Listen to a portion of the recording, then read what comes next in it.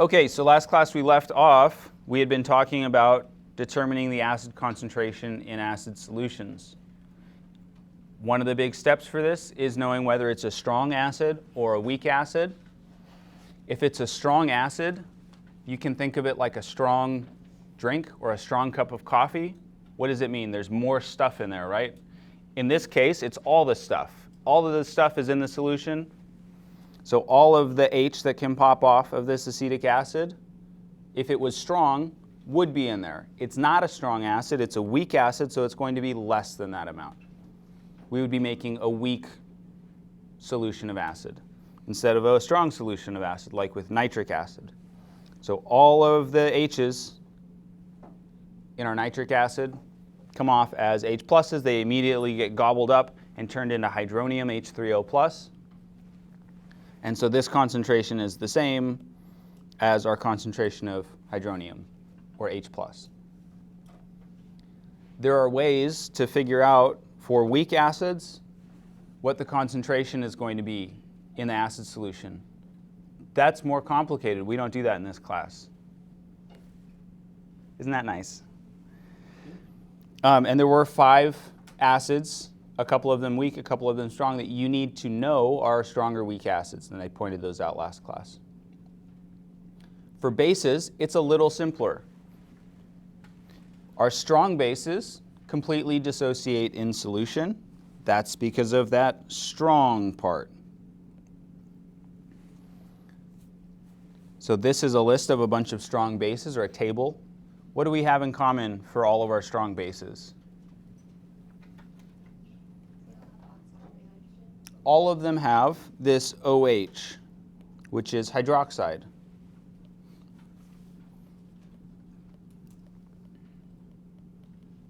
So maybe when you see these compounds, your brain might say, oh, that's a strong base. MgOH2, oh, that's a strong base. That might be something that you put into your brain. Generally for this class, our strong bases are ones that have hydroxide in them. These are all ionic compounds, unlike a lot of our acids. And so they dissociate, dissociate, not disassociate, that's what we do. They dissociate in one step. So just straight from the solid to both of the hydroxides dissolved in solution. You don't lose one, and then in a second step lose another one.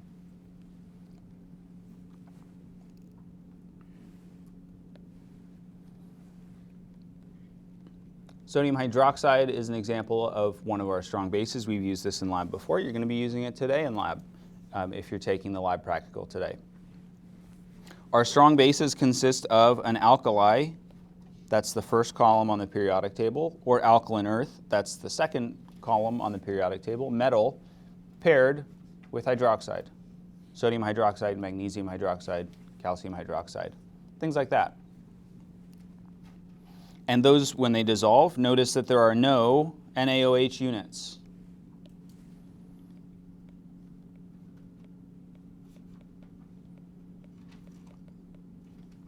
In solution.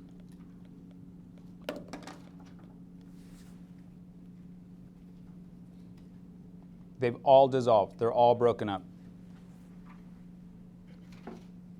Just like with our strong acids.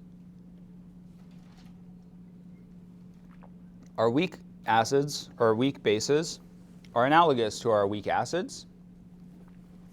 A lot of them would not be considered Arrhenius bases because they produce OH minus indirectly. They do that by accepting a proton from water. So the H plus, or the H2O, donates one of its H's to the base. B here just stands for a weak base.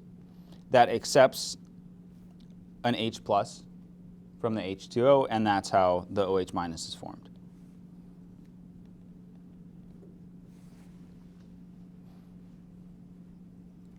It doesn't match the definition for an Arrhenius base, our first definition, and our one that we don't really use anymore, because it's not directly producing it. It doesn't have an OH in it. For ammonia, what this looks like is NH3 going to ammonium NH4 plus. It went from 3 hydrogens to 4 hydrogens, and it has a 1 plus charge now.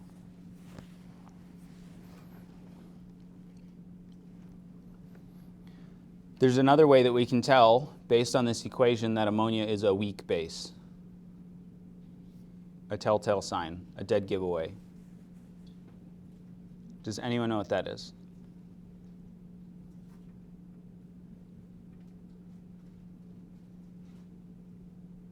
Something about the equation. It's the double arrow.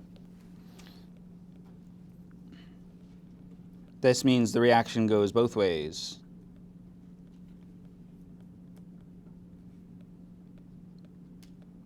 So some NH3 will be present in solution. It won't all go to NH4 plus. It's the same feature for how we can sometimes spot weak acids. We'll have that double arrow. There are a lot of weak bases. Organic amines are weak bases. The name sounds scary maybe because it has organic in front of it, or it sounds healthy, whichever. Organic amines, the amines part just means there's nitrogen in it. So like in ammonia and pyridine, which smells really bad, those are two notable organic amines. They have nitrogen in them.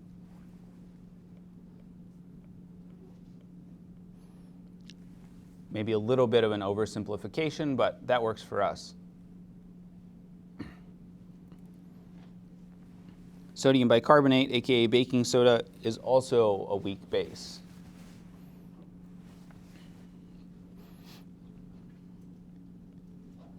Sodium bicarbonate could dissolve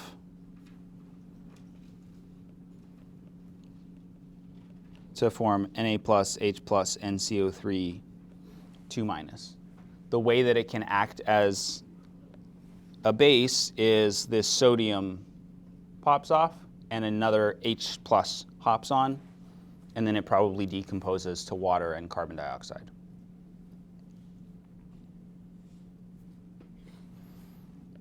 This is one of the classic reagents in the baking soda and vinegar.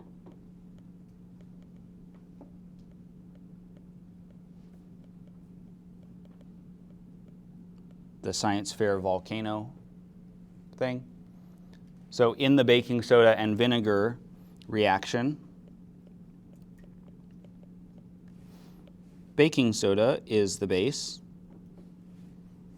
vinegar is the acid.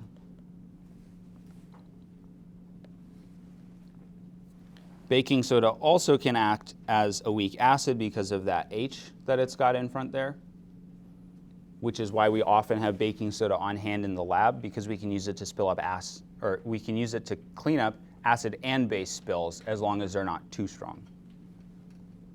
And it's also like $1 a box, so it's relatively cheap compared to buying actual chemical reagents that we would use to clean up. Those can be expensive.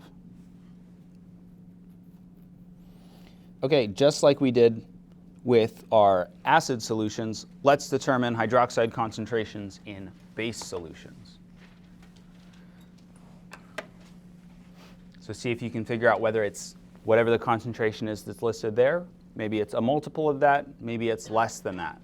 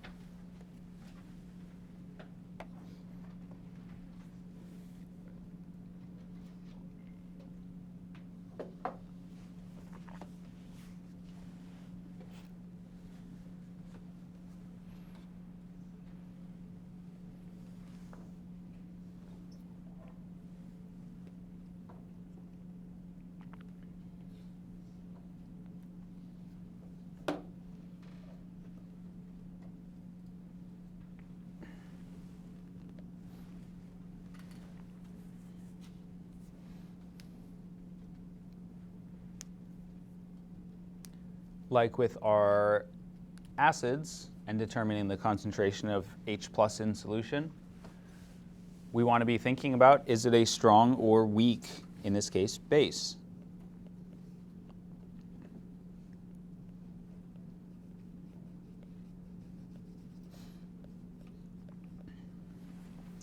Is our first one in A a strong or weak base? It's a strong base. CaOH2, oh, that's a strong base. And what does that mean about when we dissolve it in solution? Does it completely dissolve? Does it partially dissolve? It completely dissolves. Or, like it said on the slide, completely dissociates. It's all pulled apart. When it dissolves in solution, how many OH minuses are produced? If we dissolve one of those in solution, how many OH minuses? 2. So we produce 2 OH minuses for every 1 calcium hydroxide. So that means our concentration is 0.270 molar OH minus. It's double because it completely dissociated. That's the first part. And we produced 2 hydroxides instead of just 1 hydroxide for each of those calcium hydroxides. So it's because of that little 2 times 0.135. This little 2 times this concentration, because it's strong. How about B? Is that a strong or a weak base? It is a weak base. How do we know it's a weak base? It has nitrogen. Does that mean it completely dissolves or partially dissolves?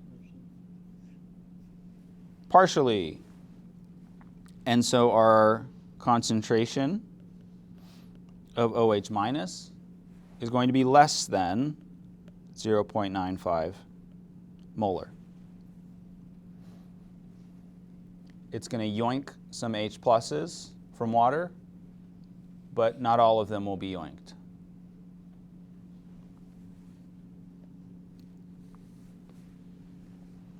And then our last one, potassium hydroxide, is that strong or weak?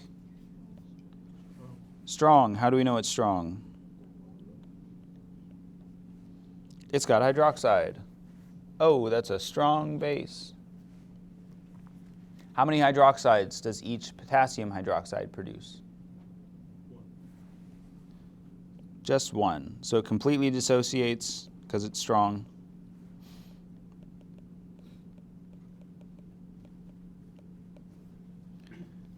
Produces 1 OH minus for each potassium hydroxide unit. And so our concentration is 0.50 molar. Like that. Questions about any of those? Yes? So if the ratio is just 1 to 1, then that means it completely disassociates? If the ratio is 1 to 1 and it's strong, then it'll be the same number. If it's 2 to 1 and it's strong, it'll be twice. You could also get 3 times. It would just be 3 times. But it's not strong because of the 1 to 1 ratio. It's strong because of the OH.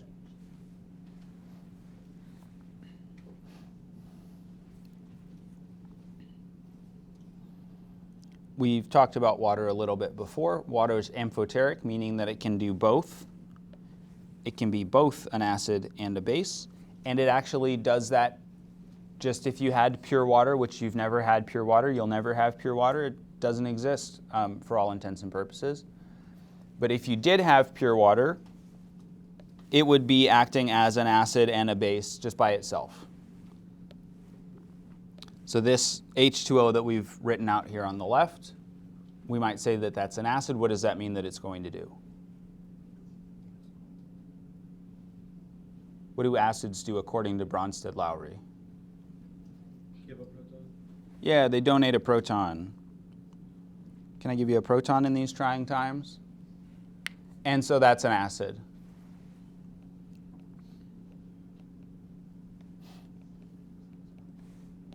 So this acid water turns into a base, and the base water turns into an acid. Those are acid-base conjugate pairs, or conjugate acid-base pairs. And we call this process self-ionization because it's water ionizing water. That's the self part. It's not like within the individual water molecules that it's ionizing. So it'll do this to a small extent, and the water that you drink also does this to a small extent. It's just that it also happens in pure water, which basically doesn't exist, that's right. But if you did get pure water, you could make toast in your bathtub safely as long as you didn't, get any ions in the water. You don't have pure water, so you can't make toast in the bathtub safely.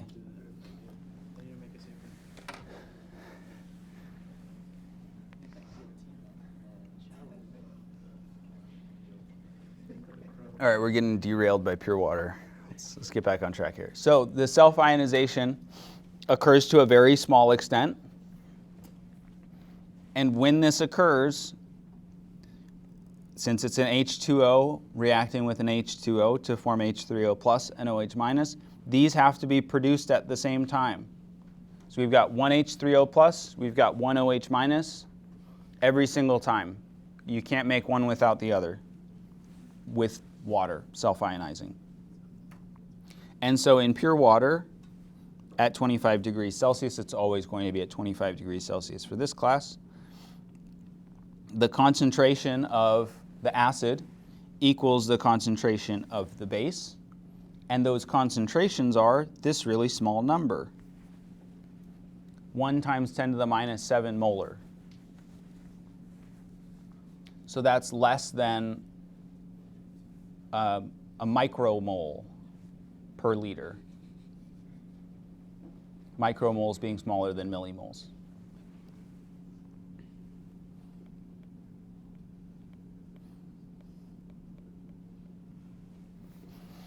And so some scientists have come up with what's called the ion product constant for water, Kw, the K being the constant part, and the W being the ion product of water part.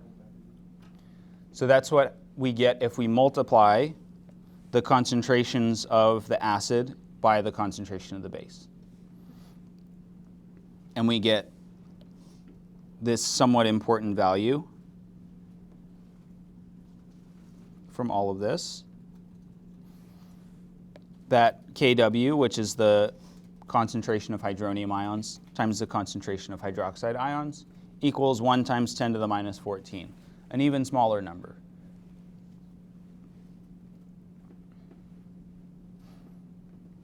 And another important thing, in neutral solution, like the ones that we pour down the drain in our acid-base titration lab, the concentration of H3O plus is equal to the concentration of OH minus. So it's neither acidic nor basic.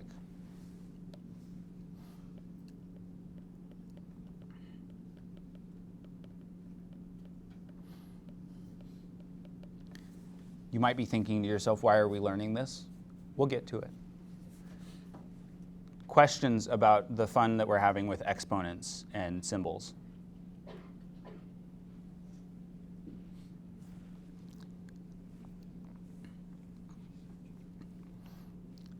Some other important information. Didn't really talk about acidic or basic, what those mean. But in a neutral solution of water, the concentration of the H3O plus, that's the acid part, and the concentration of the OH minus, that's the base part, are the same. they also happen to have this number for 25 degrees Celsius. If we have an acidic solution, our concentration is greater than that number. And so we have more acid than base. Our base is going to be less than that neutral number. Any amount that we have in excess of acid is acidic. The opposite is true for basic solution. In a basic solution, we have less acid than base.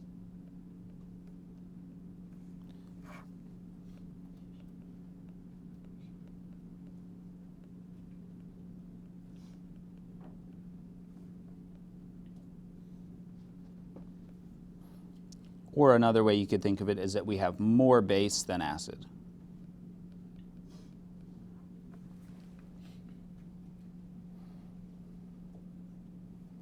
Regardless of the situation, our H3O plus times our OH minus in molarity is going to be equal to 1 times 10 to the minus 14. That's that Kw value we saw earlier.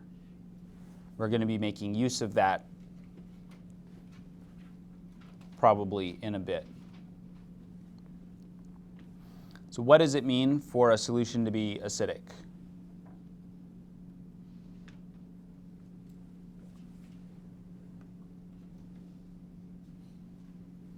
For it to have a greater concentration of H3O. Yeah, it has more acid than base. Let's say that we've got an acidic solution. In this acidic solution, the concentration of H plus, or hydronium, is 1 times 10 to the minus 4. Some of this is a little confusing because we're using negative exponents. So that means that we're using numbers that are less than 1.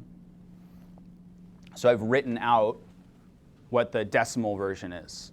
So in acidic solution, we've got a concentration of 10 to the minus 4, 0.0001 molar. And our base concentration, since these two have to multiply to equal 10 to the minus 14, it's equal to that. We've got probably 9, should be 9 zeros in front. Which is bigger? The top one or the bottom one? The top one, right?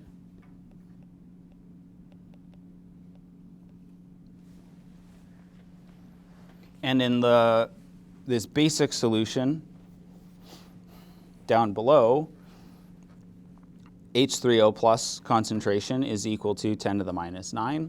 So we've got 8 zeros and then our 1.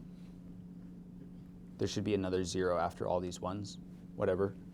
And then our OH minus is 10 to the minus 5. So we have an excess of base.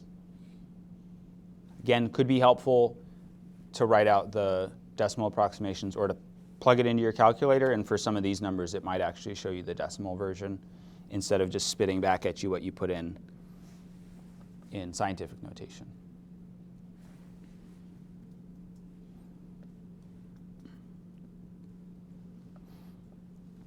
We can use that Kw that we saw before to determine concentrations of H3O plus based on OH minus or OH minus based on H3O plus. The way this works, we've got Kw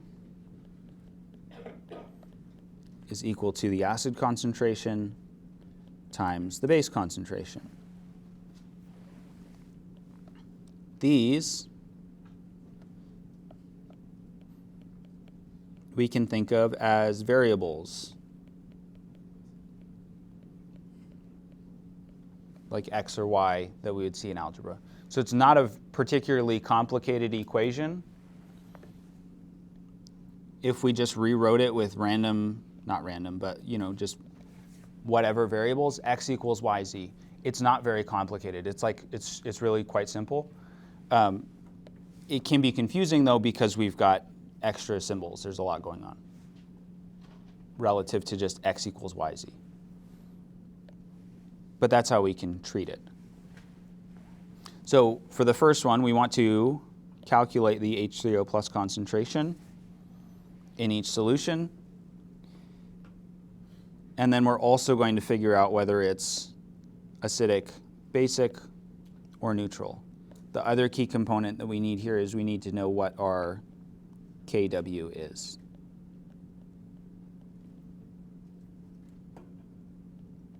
And that usually doesn't have units, I think. So you'll also have to remember that it's molar for whatever our concentrations are. This will be given to you, at least on exam 4. I think I also give it to you on the final. That little equation up at the top. Because there's a bunch of equations, so I'll just give them to you. It'll make things easier.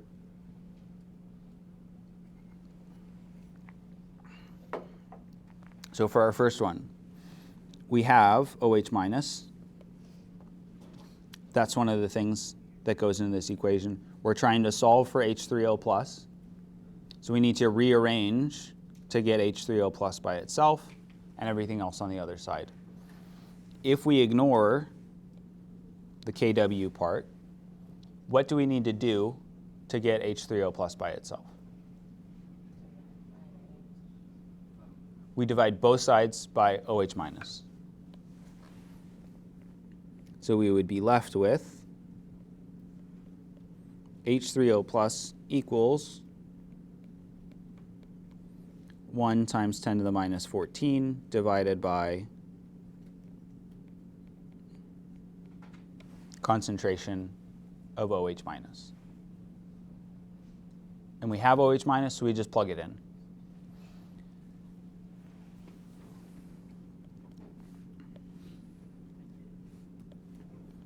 So 1.0 times 10 to the minus 14 divided by the number we were given. I'm putting it in parentheses here just because you might put your exponents in with the times 10 to the whatever power. If you do that, you need parentheses. If you don't use parentheses, you will get the wrong answer. So try putting that into your calculator.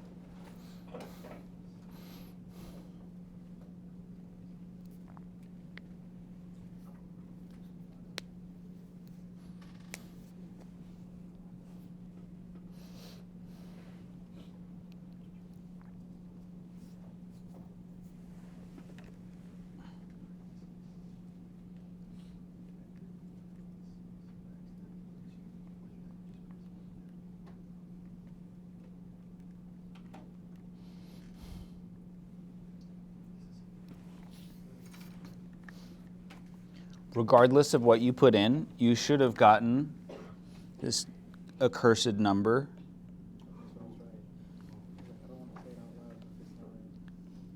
We'll round it up to 6.7 instead of including more decimal places.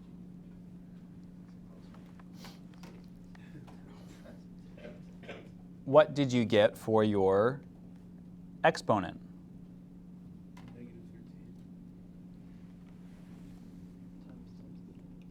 Times 10 to the negative 13. This is the correct answer. If you got 10 to the minus 17, that is wrong. That means you didn't put the parentheses, or you screwed up some other way. Question? What if you got syntax error? If you got syntax error, you put something in it wrong, but I don't know what. How do you put a negative exponent like that in your calculator? There is a negative button. It's a dedicated button for negatives. On your calculator, it should be next to the period, just to the right of the period. Found it. that's different than the minus.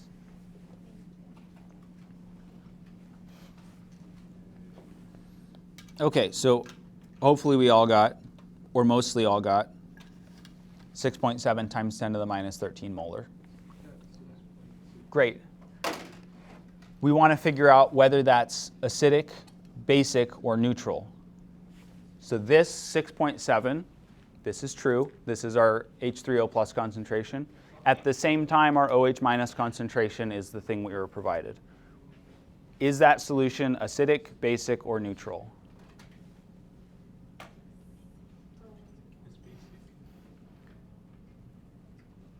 Do we have the same amount of acid, the 6.7, and base, the 1.5?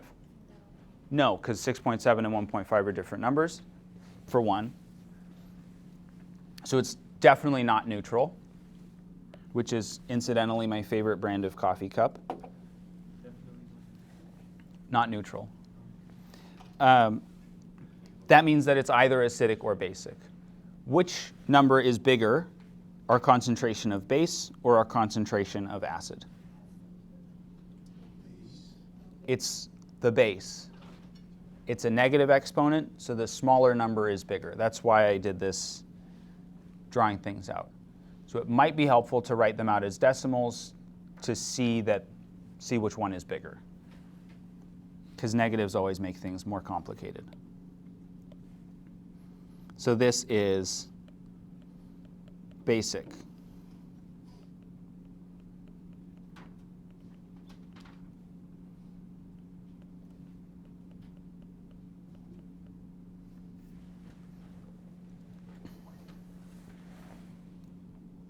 There's a way to check for these problems specifically if you are in the right ballpark. If you just approximately, did you do the calculation correctly? And it's thanks to exponents that we can do this. If your exponent for your concentration of base and your exponent for your concentration of acid add up to be 14 or 1 off from 14, you did it correctly, probably. So the -2, the -13 adds to -14, or -15, sorry. That's just 1 off from -14, which is our Kw value. So that's a sign that we did something correct. If we got -17, which is one of the ways you can mess up, that would be a sign things did not go correctly here.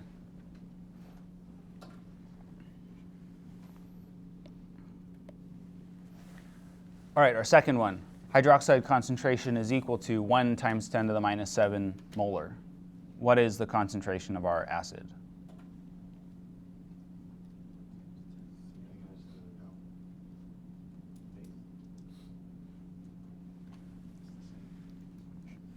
It's the same number.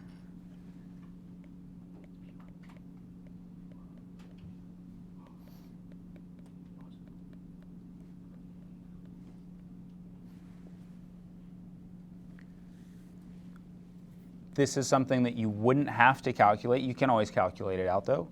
You wouldn't have to calculate it. If you remember back up here with our Kw, when these two things are equal, that's at 1 times 10 to the minus 7 molar.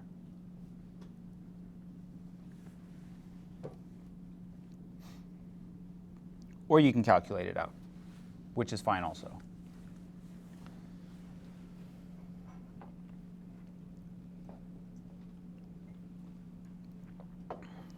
Knowing that our H3O plus hydronium concentration is 1 times 10 to the minus 7 molar, is this acidic, basic, or neutral? It's neutral. Why is it neutral?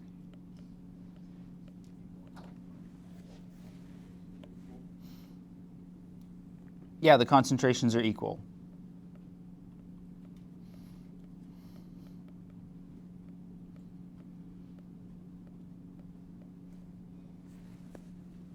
Equal amounts of acid, H3O plus, and base, OH minus.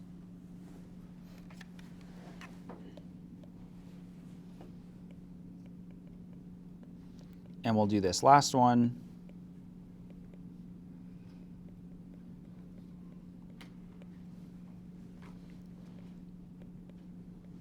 I'm using the small uppercase E because that's what I use.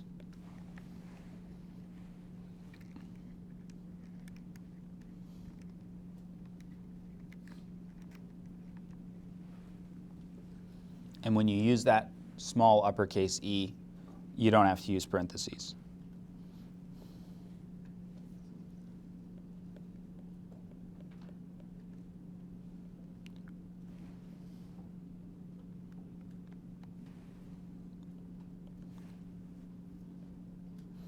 So our acid concentration is 1.2 times 10 to the minus 5 molar.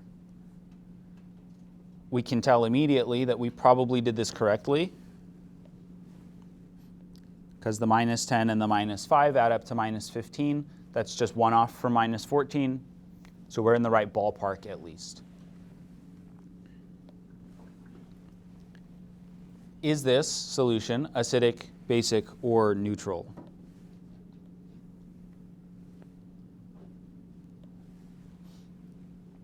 What's bigger, 10 to the minus 5 or 10 to the minus 10? 10 to the minus 5 is bigger. So this one is acidic.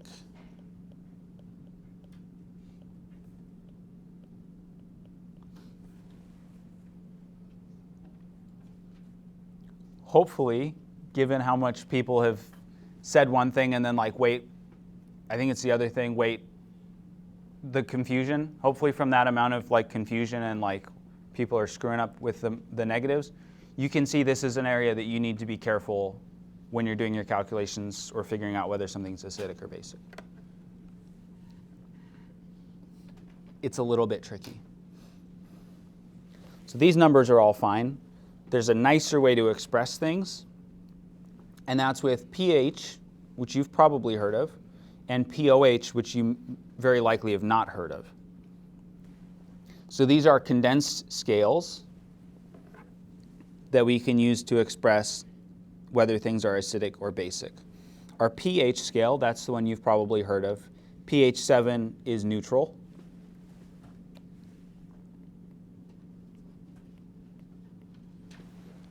pH 7 is good, when we're putting stuff into our bodies. If it's around pH 7, great. Or if we're applying it onto our bodies, pH 7, pretty good.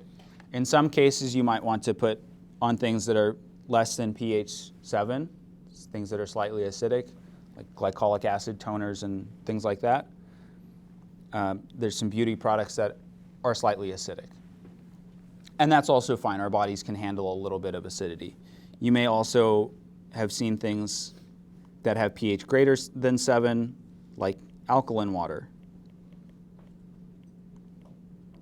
Fancy volcanic water from Hawaii or wherever, or Fiji. Sometimes they'll label it. It's like, it's pH 9, it's pH 8. That's fine, it tastes soapy. That's my opinion. On our pH scale, neutral is pH 7. Acidic is less than 7.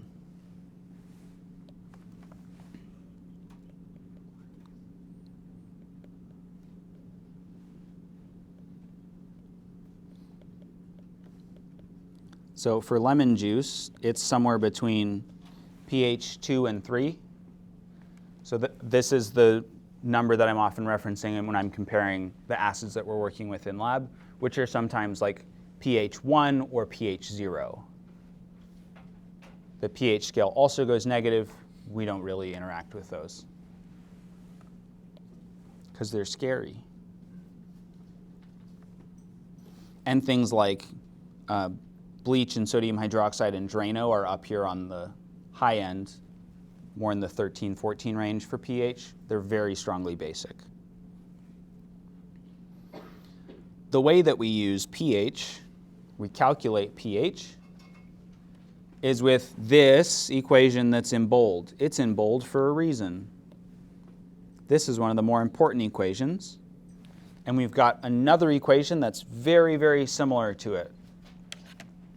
I wrote out this slide to try to condense all of the logarithm stuff into one spot, you do not need to know how logarithms work.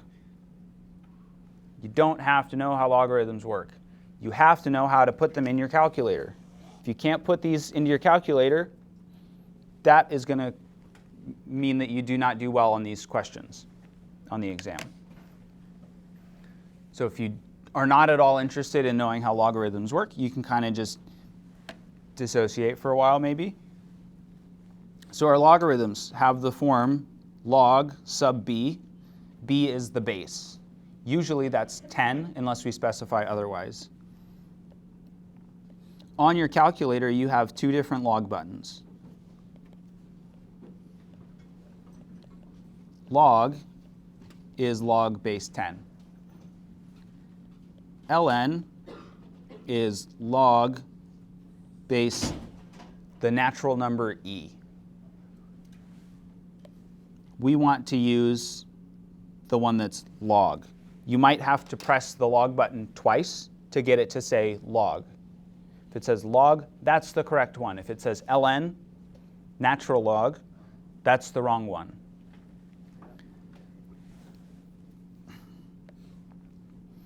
And then there's some number that will follow that. Usually the base is omitted on our calculators, and it'll be equal to some number, where e could be an exponent. There's another form that we can write them in. b raised to the exponent power equals that number. And so a way that we can write this as a question, or rephrase a log as a question, is that b, usually 10 raised to what power, what exponent e, will give us n.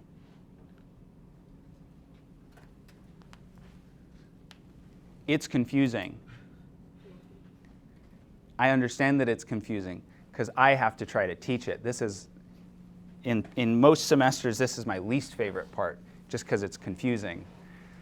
Okay, so the way that logs, let's look at a couple of log examples. 100 is 10, that's normally our base, raised to the second power. Our log asks the question, the base, 10, raised to what exponent gives the number 100? 10 raised to what power gives 100? And the answer is 2. 10 raised to the second power equals 100.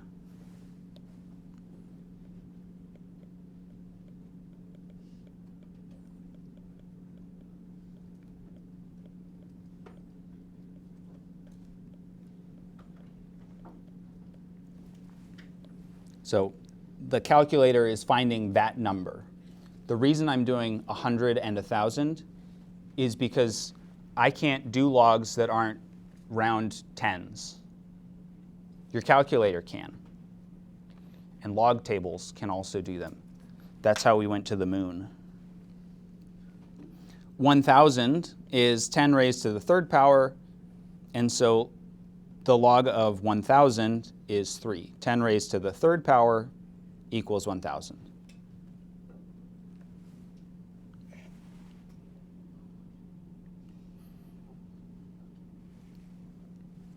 Questions about these log basics?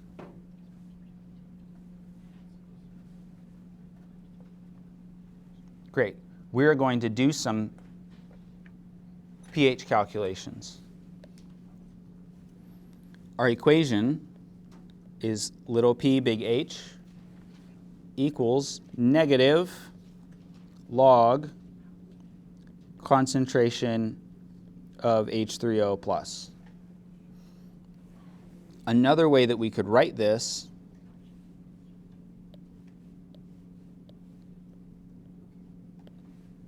is pH equals negative log H plus.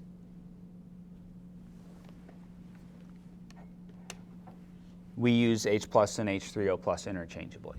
You'll usually see it as negative log H3O plus. So our H3O plus concentration is 5.8 times 10 to the minus 4 molar.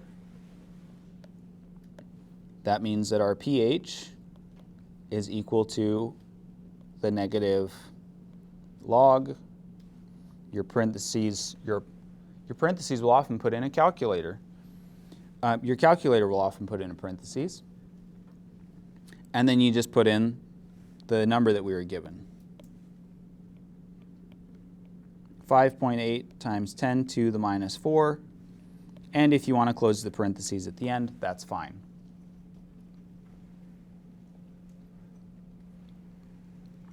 Put that into your calculator.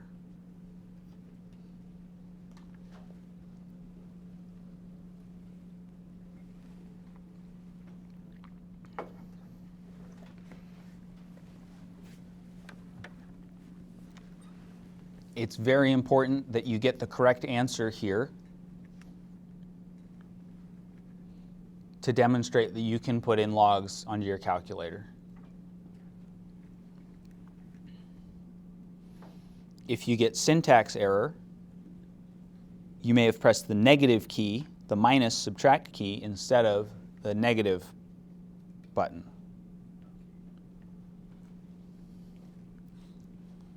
Alternatively, you can just type in log whatever the H3O plus is and then flip the sign in your head. That would also work.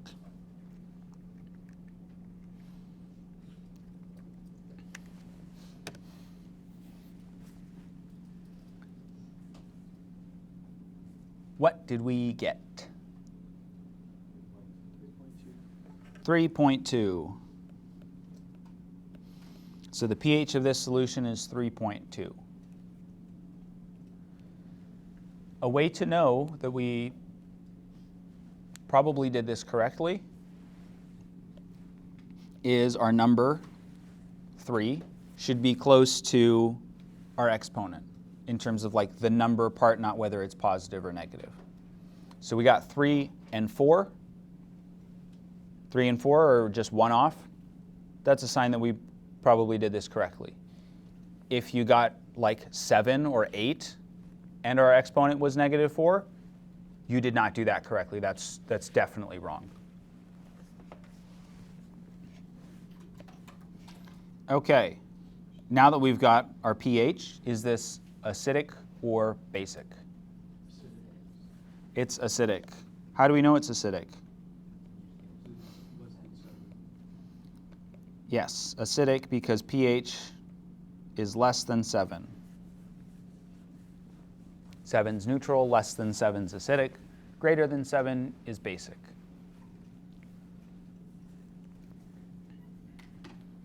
Go ahead and do B.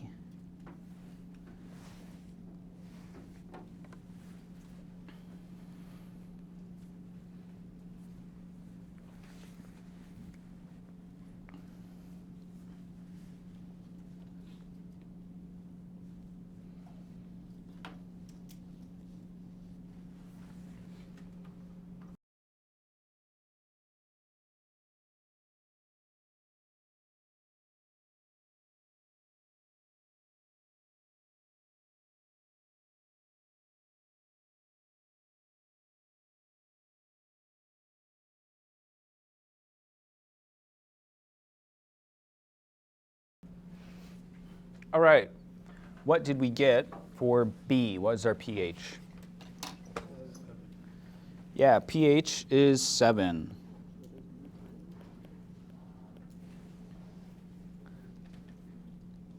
Is that solution acidic or basic? Yes, the answer is no, it's neutral.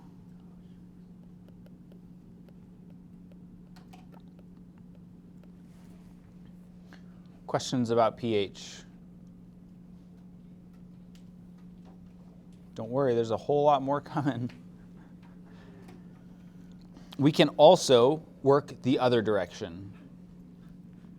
So logarithm can be undone by what's called an antilog. So this lets us work in the other direction.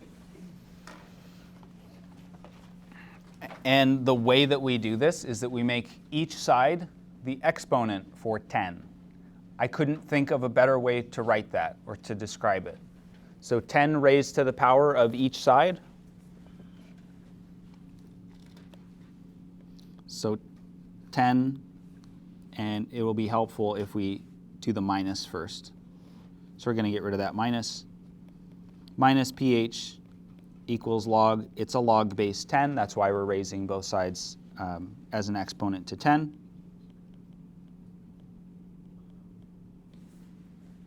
And then we do the 10 thing.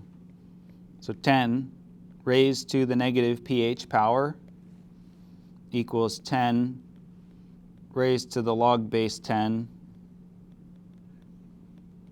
H3O plus. And the magic thing that happens here is that the 10 raised to the log just disappears. Foomp.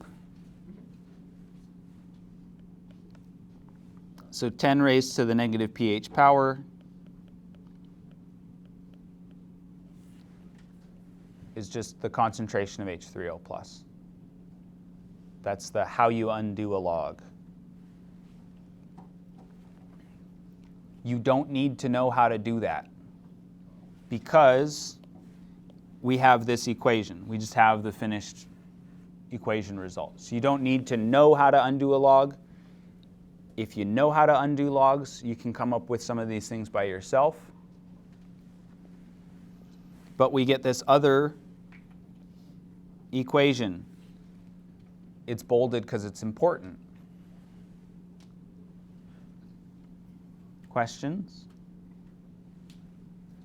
Great.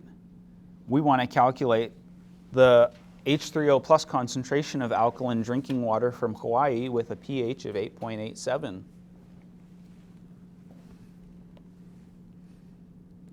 (10) raised to the negative pH power equals concentration of H3O plus. So we're going to put into our calculator 10 raised to the minus 8.87, and that'll give us a number.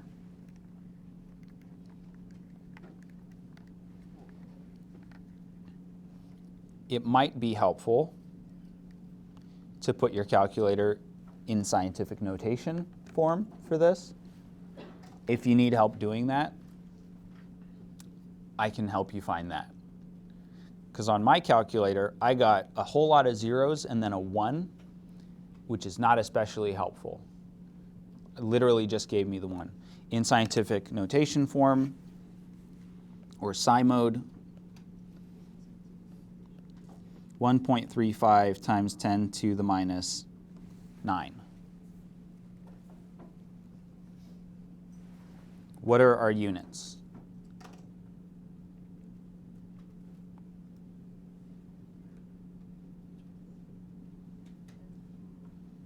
Huh? M. Which M? Big M. Majuscule M.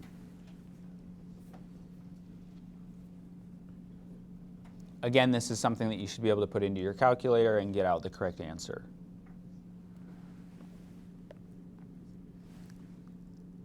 Notice that our exponents are similar. That's a sign that we did things correctly.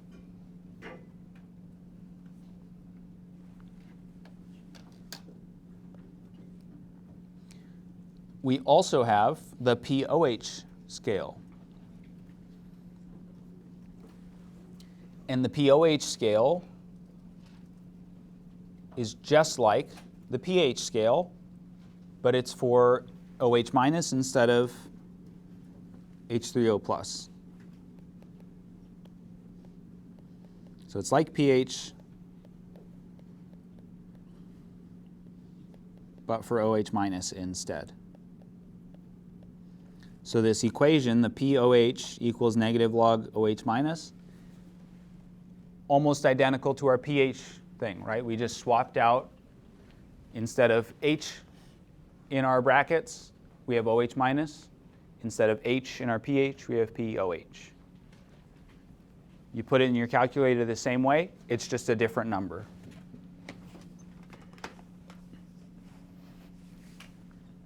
And a cool thing that we can do with some of our properties of logarithms is we can come up with a relationship between pH and pOH from our KW.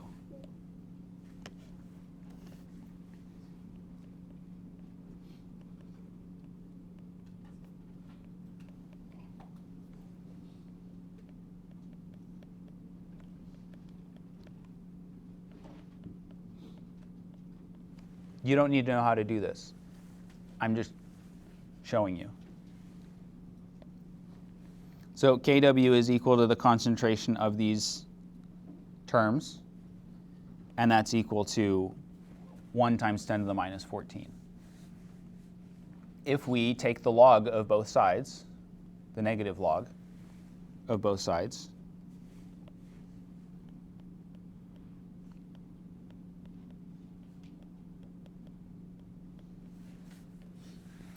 we should get negative log H3O plus times OH minus equals 14. That's what 1 times 10 to the minus 14 comes out as when you take the negative log. And then one of the properties of logarithms is that when we're multiplying things, like these two terms inside our log, you can separate those into adding them. So we'll distribute the negative log H3O plus negative log OH minus. Again, don't have to know how to do this.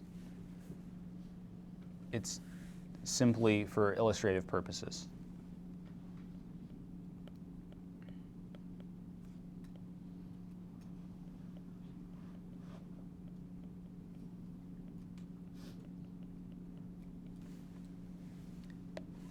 What does this left term, this first term, look a lot like?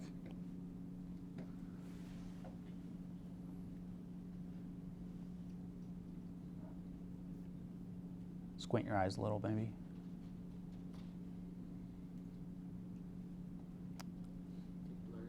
I'm a little disappointed nobody actually squinted their eyes.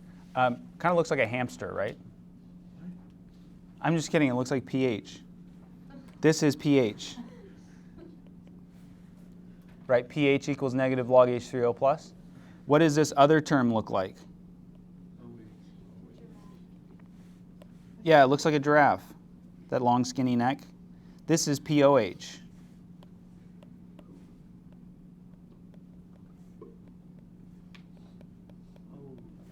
So pH plus POH is always going to equal 14.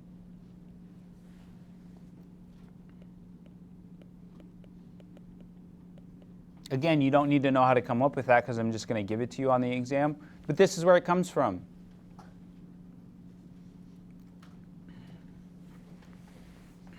We'll use that in a bit. We want to find the POH of a solution with the concentration of OH minus equal to that number. So we use our equation that has POH in it.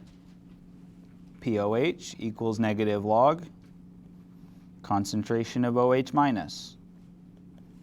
So negative log 2.75 times 10 to the minus 8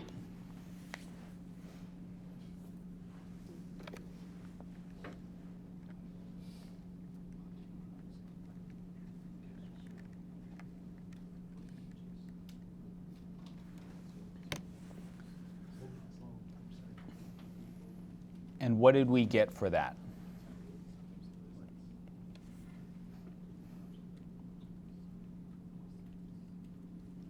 .56. Again, the way that we can tell that we probably did things correctly, our exponent in our concentration is pretty similar to the number that we got out for our POH. Now here's a fun question. Is that acidic or basic?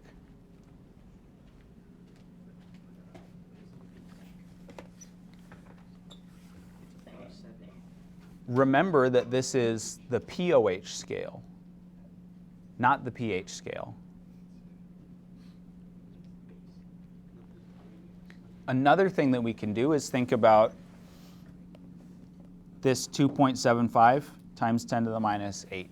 Is that bigger than or smaller than 1 times 10 to the minus 7? would be another way to think about it.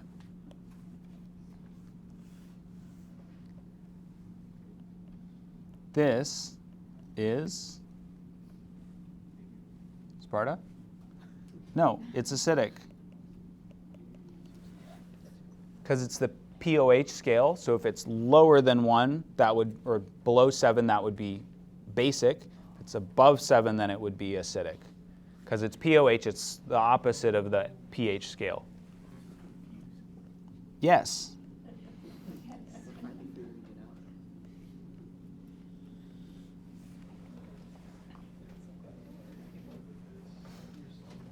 We can also calculate the hydroxide concentration from pOH. It's going to be spooky, scary skeleton similar to our formula for the other thing, H3O+. So if we undo the log, we come up with this equation.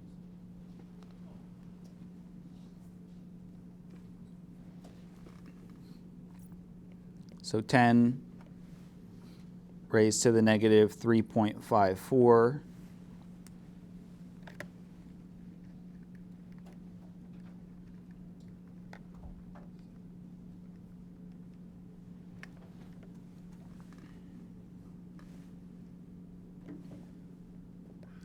2.88 times 10 to the minus 4 molar. And again, that exponent is similar to the exponent we had, or similar to our pOH. So that's a sign that we did things correctly. Questions?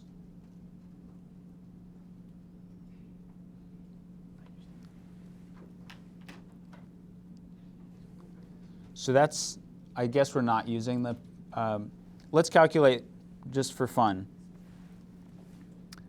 For this first one, if our pOH is 7.56, what's our pH?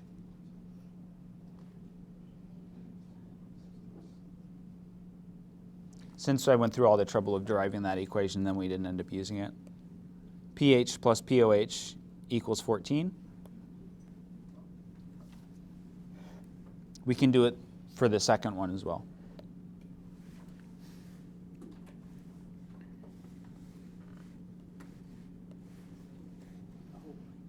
pH plus pOH equals 14. So for the top one, we have that pOH is 7.56. We just rearrange this.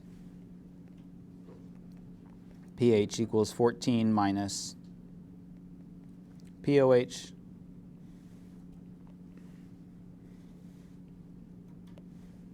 So it equals 14 minus 7.56, 6.44 for our pH. And now that we're in pH, that's less than 7, it's acidic. So that'd be another way to check. It's kind of all circular. Like you can move between different pH, pOH, H3O plus OH minus. There's kind of a circle that you can move in for that. And for this second one, pH equals 14 minus 3.54. So that's 10.46. So that would be basic. That's another equation that you'll be given. Questions about pH, pOH?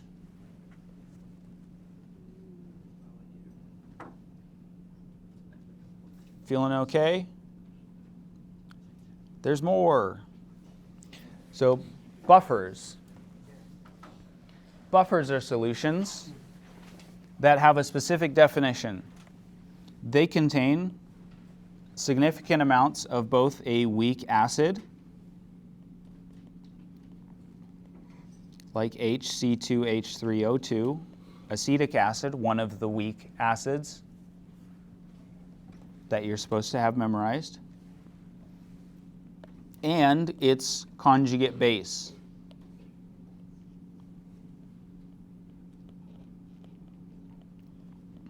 Which is related to the acid by a proton, an H+. Right, that's how our acid base, our conjugate acid base pairs are related. There's just a swap of a proton. What would our conjugate base be for acetic acid? Do we add an H? Do we remove an H?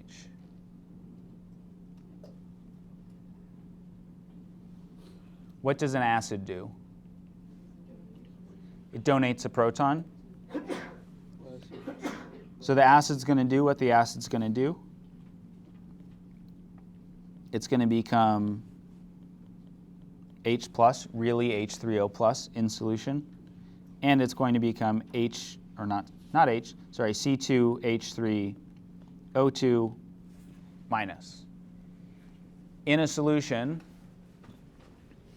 this will be floating around if we're talking about the ionic equation. If we're talking about the molecular equation, there will be some positively charged ion in front of this, like Na, for example.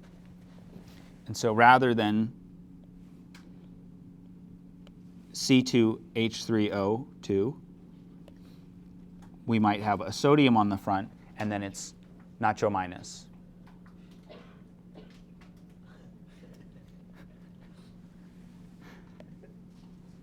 This will often trip people up on the exam because they're like, it's got something else there. It can't be the conjugate base, or at least I'm assuming that's what they're thinking. The important part is that it's got the C2H3O2. So when we have a buffer, we have both the weak acid and the conjugate base in solution at the same time. They're both in there. If we add in some acid, this weak conjugate base part just goes back to becoming the acid. If we add some base, it just takes some of this weak acid and turns it into the conjugate base. So it can neutralize both effects. You can also do it with a weak base and its conjugate acid. The important part is that we've got something that's weak, because if we have something that's strong, like if this acetic acid were strong, none of the acid part would still be in solution. It would all be conjugate base, and this conjugate base is not going to go back to form the acid. It's not going to be an effective buffer solution. We have buffers in our blood that keeps our pH in this tight 7.36 to 7.40 range. If it goes below 7 or above 7.8, that's it. You're done. Toast. So here's some examples of buffers. So for this acetic acid buffer solution that I was talking about earlier, if we add in hydroxide from a base like sodium hydroxide, that will pull off that H+. It neutralizes the hydroxide to form water. And now we've got the acetate, some more acetate in solution. If we add in an acid, that can get added on to the acetate and form back our acetic acid.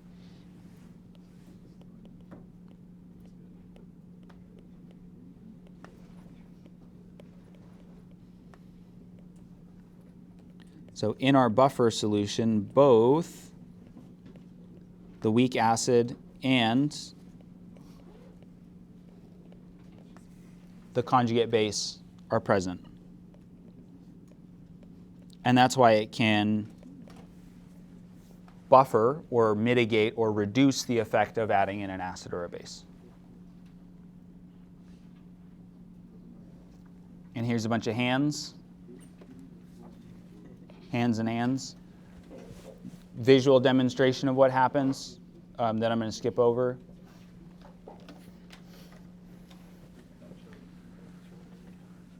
Real quick, which of the following is a buffer solution? Yes, we're going over time, but buffers are very confusing, it seems like, to students. So which of these is a buffer solution?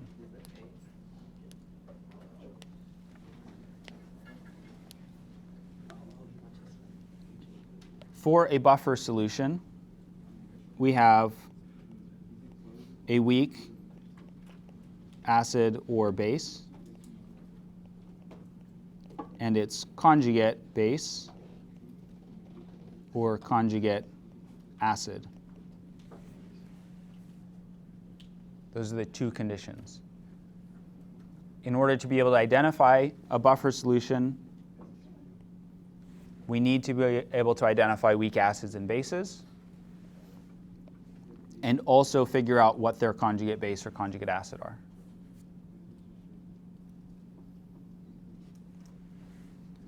For our first one, is HCHO2 a weak acid or a weak base?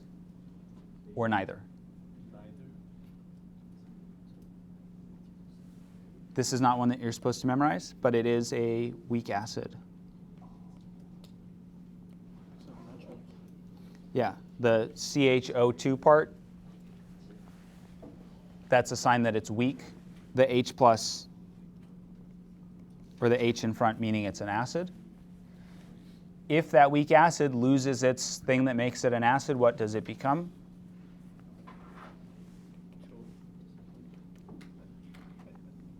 CHO2 minus, and we would usually write that with some counter ion, as we'd call it, like sodium, sodium plus CHO minus.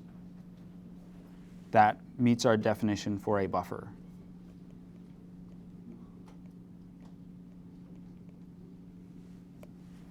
B, we have an acid. Is HCl a strong or weak acid?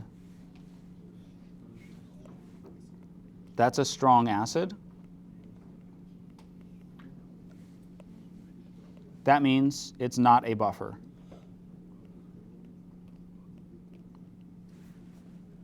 Because it's a strong acid.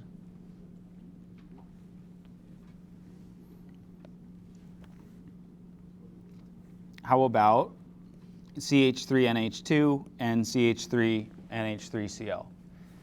Do we think that this first thing might be a strong or weak base? Could be a weak base.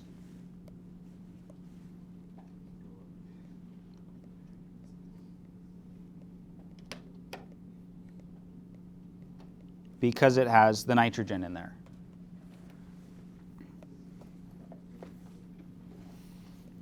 If we use this like a base, what does a base do? It accepts a proton. What would that become when it accepts a proton?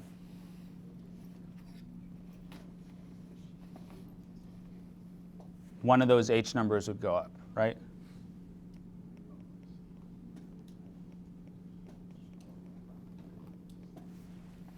If we added it to the second stack of H's, this is what it would become. And it would also have a counter ion. In this case, that's chloride. So the Cl minus is doing a sneaky, and it's covering up the fact that that is, in fact, a conjugate acid. So this is a buffer.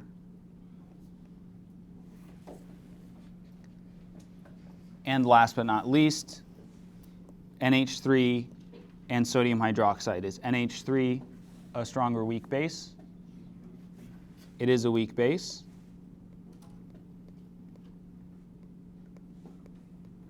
And is NaOH the conjugate acid for NH3?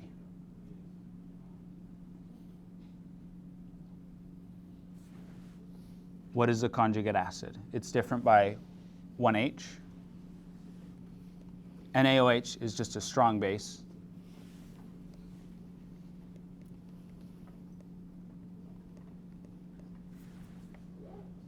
We don't have its conjugate acid, so it's not a buffer solution.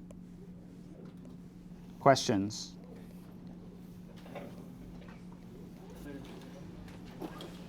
All right. That'll do it for that chapter.